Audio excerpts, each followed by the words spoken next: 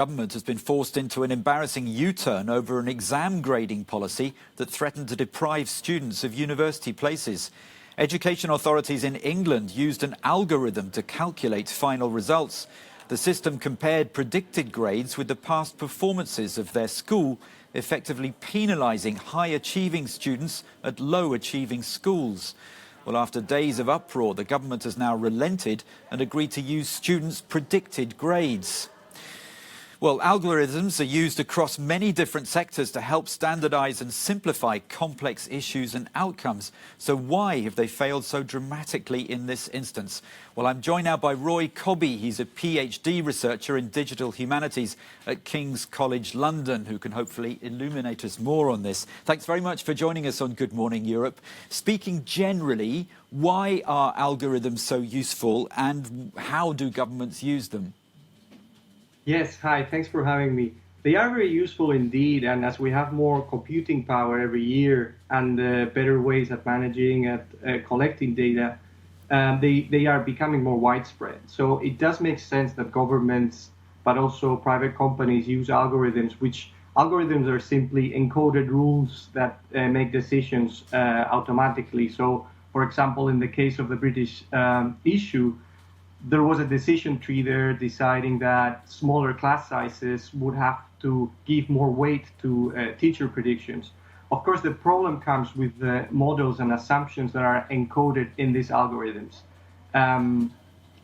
This was clearly the case for many students. They felt their grades were unfair.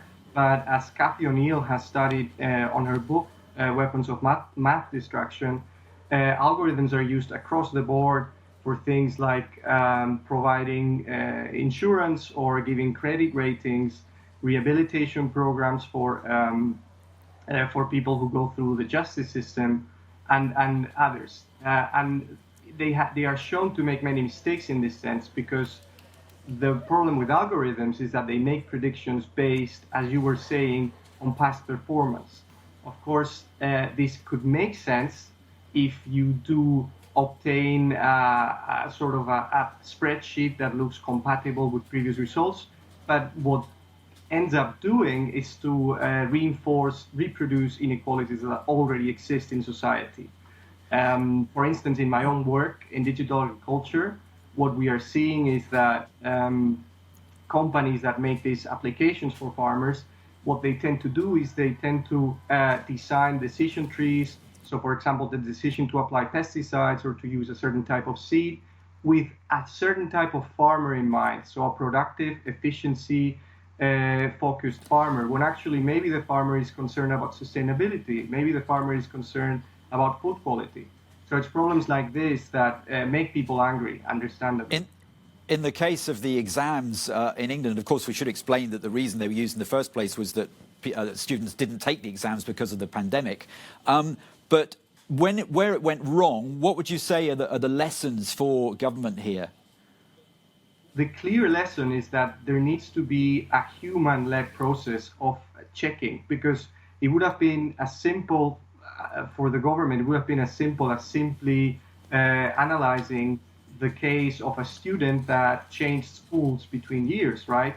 If a student had changed schools, his or her results would have been radically different, just because of this geographical difference. Or certain students were awarded E's, the equivalent of a 0 grade, when actually they haven't even taken an exam. This doesn't make any sense, and of course clearly created a lot of anger. If we had, or if the government had some sort of human-led system to compare or to analyze the results, it would have been clear that the algorithm wasn't working. Actually, they do this every year. Grades are moderated to avoid grade inflation. And they've had months to prepare. They knew this was coming. This is part of the anger as well, that the Conservative government wasn't able to develop a system that worked in time when actually they had months to prepare. Roy Cobby from King's College London, thanks very much for joining us on Good Morning Europe.